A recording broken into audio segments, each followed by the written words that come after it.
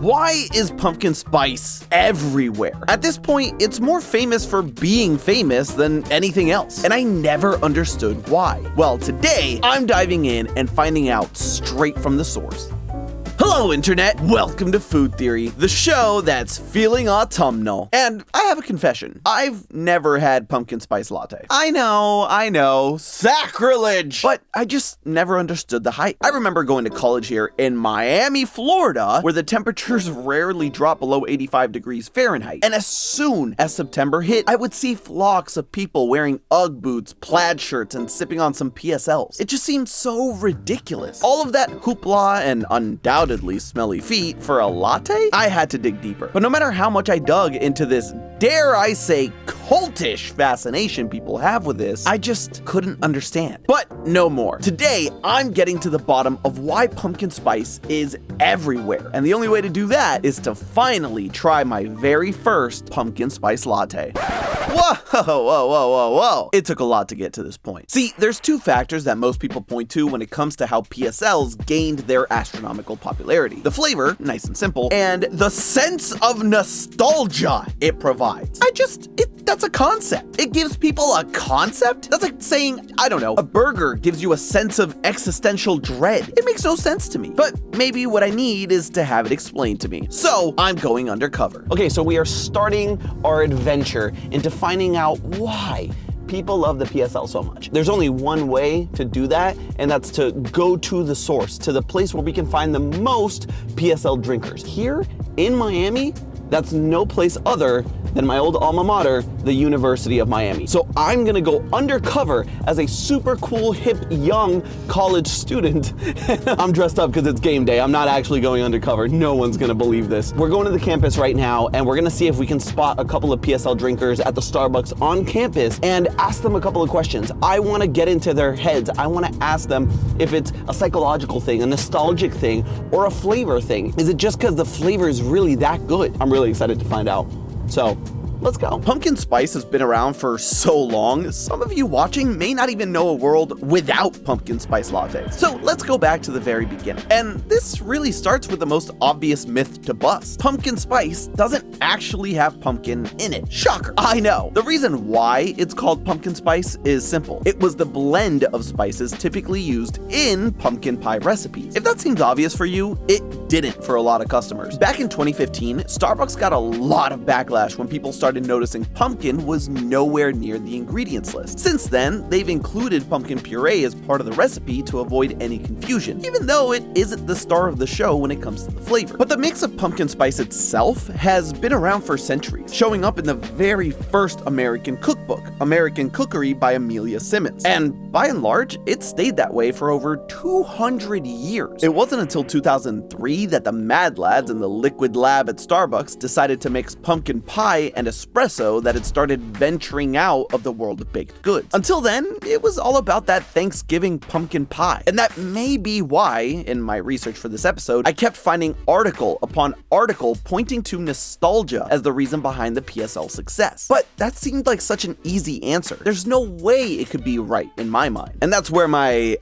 fellow college students come into play. Speaking of play though, Claudia and I figured the university campus would be pretty empty. After all, game day, most people would be getting ready to tailgate. We thought we might get lucky finding a few stragglers getting their late morning coffee. Well, thanks to ESPN, we could not have been more wrong. This is what it's like to be a Cane. Good news for us, the Starbucks was poppin'. So I was able to, how do you do, fellow kids, my way into a few interviews. So we're here in front of the Starbucks on campus. I spent so much time here. So you have had a PSL before? I have, yes. Okay, I need to know, did you like it? I did. It's good. It's sweet though. Is it your like go-to? No. Not it's like a fall. once a season, you do it, you check the box, you tried it, never again. It reminds you that it's fall. So you grew up in the Bay Area, so you did have a little more of the Four Seasons. So this reminds you a little bit more of that. Exactly. So it's not the flavor, it is a nostalgic thing. Mother I mean, I do like the flavor, but it's more of a fall thing. Like, I would only probably have it in the fall. Gotcha. Yeah. So where are you from? Are you from Miami? No, I'm from New Jersey. New Jersey. So Yeah. you have the 4 seasons. Yep. You have, so that I miss you do. it. Yeah. There you go. So you I love do the have fall. that big Yeah. nostalgia factor of like, Yeah. it takes you back home. For sure, for sure. I'm here with Lainey. Lainey. Yep. Okay, awesome. Got that in one try. You've had a PSL before. Yes, I have. Why do you like it? I like it because they're very nostalgic for me. I'm here with Aiden. Aiden. Yep. Aiden, maybe you can be useful. Why do you like PSLs? Genuinely, it's only for the holiday spirit. First few interviews didn't give me much hope for there to be another answer, but did get me hyped for the game. Go Canes, we're gonna beat the Gators! Apparently, this drink really does give people an abstract concept in their mouths. But there's a glaring issue in this logic for me. There are plenty of people who didn't grow up with pumpkin pie and Thanksgiving. Internationally, the PSL is also a huge seller. Japan was slow to warm up to it, but since 2021, it's been a staple. And throughout Europe, the Middle East, and Africa, it's a fan favorite too. And the Thanksgiving pumpkin pie tradition doesn't extend quite that far, which circles us back to the flavor. Is it really just that good? I'm just like a huge like pumpkin fan. I normally get like a vanilla cream cold brew. I sound like so like girly. Anyway. No. Hey, we don't judge. I Okay. love the taste because I love like the sweetness. According to them, it really is. This is a bit more universal, so it feels a bit closer to a satisfactory answer. And it may just come down to good old chemistry. But first, we have to understand the actual flavors that go into pumpkin spice. Originally, in American cookery, it was mostly ginger accompanied by either nutmeg or allspice. No, not all spices. Could you imagine? That would taste disgusting and be incredibly impractical / expensive. No, allspice is actually the berry of a canopy tree native to the Caribbean, Mexico, and Central America, and tastes like the combination of cinnamon, nutmeg, and clove. If you've never had clove before, it's a lot. It's a warm spice that has a lot of flavor, but can be really overwhelming. So much so that too much of it can actually numb your mouth. Seriously, for a long time, it was actually used as a home remedy for toothaches. The first time pumpkin pie spice was powderized and sold for the masses was when supermarkets really started gaining traction in the 1930s and was sold by McCormick, the largest producer of spices in the world. Over time, the allspice started taking a back seat so people could play with the actual ratios of the flavors allspice provides. But one thing remained consistent: the ginger and the flavors of cinnamon, nutmeg, and clove. On the surface, all of these already share a trait. They're considered warm spices. It's pretty self-explanatory. Where things like mint or dill cool your mouth, the pumpkin spice spices warm your mouth. But cinnamon, nutmeg, clove, and ginger aren't just warm spices. They're loaded with compounds that mess with your brain in fascinating ways. Cinnamon has cinnamaldehyde, which tricks your taste buds into perceiving sweetness even without sugar. It also warms you up by interacting with your TRPV1 receptors. If you're an OG food theorist, that may sound familiar to you. It's the same receptor we've talked about in our Hot Ones episodes, the same one that capsaicin interacts with to make you perceive something as spicy. Seriously, cinnamaldehyde breaks your tongue's ankles with all the moves it's got. Nutmeg contains myristicin, which at high doses can have mild psychoactive effects. And I do mean high doses, alright? Nowhere near enough to get you to cloud 9 in a latte, but enough to give nutmeg a little extra kick. Clove's eugenol has numbing properties that I mentioned that make flavors feel deeper and more complex. Ginger brings gingerol, which literally tingles on your tongue. And by these spices combined, we get Captain Pumpkin Spice, tackling multiple sensory pathways at once: sweet, warm, spicy, numbing, which makes the flavor feel like you just can't get enough of it, and comforts you, even if you've never touched a pumpkin pie in your life. And here's the thing, most of what we call pumpkin spice in products isn't those spices at all. It's synthetic flavor compounds, pumpkin spice essence cooked up in labs that can be mass-produced for pennies and added to anything from yogurt to vodka. And I'm horrified to say that that's not even a joke, but it explains the explosion of pumpkin spice products. You don't need real cinnamon sticks or freshly ground nutmeg. You just need a bottle of shelf-stable flavoring that tastes close enough. And from a corporate perspective, it's a slam dunk. It's cheap, and the second you slap pumpkin spice on your label, customers know exactly what you're promising. And let's face it, it's a cheat code to get people to buy your product. But the question is, why is it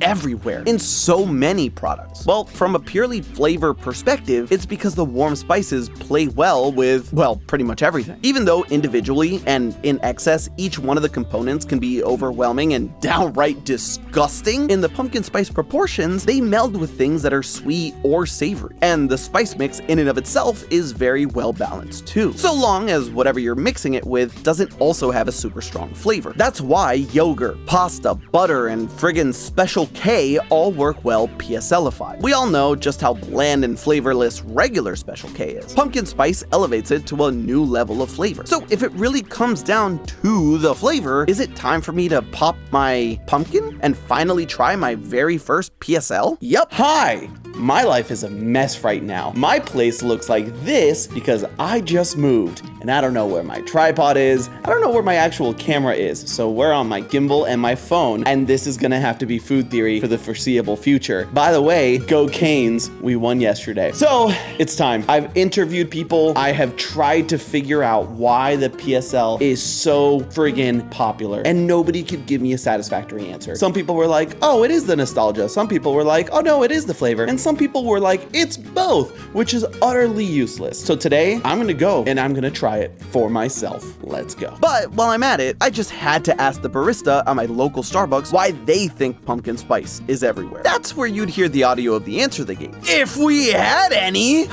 Technical difficulties, what can I say? Our barista friend suggested that the real answer is simply that it's only around for a limited time. This is the answer I was honestly hoping wouldn't be the one. When I started researching for this episode, there was one common thread that kept popping up: the seasonality of the flavor. Reason I wasn't too keen on this being the answer is because it means we are suckers, basically. Pumpkin spice anything is only around for a few months out of the year. Starbucks and anyone that sells their version of their product pumpkin spice makes sure to keep it that way. It creates artificial scarcity. Artificial scarcity is when a company will purposefully limit production of whatever they're selling, even if demand is high, in order to create a sense of urgency, a sense of, FOMO. It makes me cringe, but the fear of missing out really is strong enough. So these companies make us feel like we're gonna miss out and have to wait a whole other year to drink it. So when it is around, we scramble to buy up every last pumpkin spice product we can. It's a similar concept to limited time items you see at places like McDonald's, except instead of just the McRib coming back willy-nilly, Starbucks and these other food manufacturers have made sure to tie their food and drinks to the season. In a way, it is the power of nostalgia, but one that Starbucks has artificially implanted in us over the years. The PSL doesn't make you nostalgic for Thanksgiving or pumpkin pie, though. Starbucks has just assured over the years that the PSL makes us nostalgic for the PSL. Then our own brains betray us because we start to associate this drink with the fall. Summer heat starts to cool down, the leaves start to change to those gorgeous colors if you're anywhere other than Miami, and the holidays are right around the corner. Classical conditioning. Russian physiologist Ivan Pavlov showed this phenomenon with his dogs. He'd ring a bell for his dogs every time their food was ready. Over time, they started to associate the ringing of the bell with food, and even if there wasn't any food, the bell would still make them salivate and think it's time for them to eat. Same thing here. When fall starts to rear its cool head, we start salivating, figuratively, and literally in some cases, for that pumpkin spice. And when we start seeing it everywhere, we know that it's fall again. It's a vicious cycle. Darn you, Pavlov! And now it's my turn. All right, so we're back in our apartment. I finally did it. I finally got my very first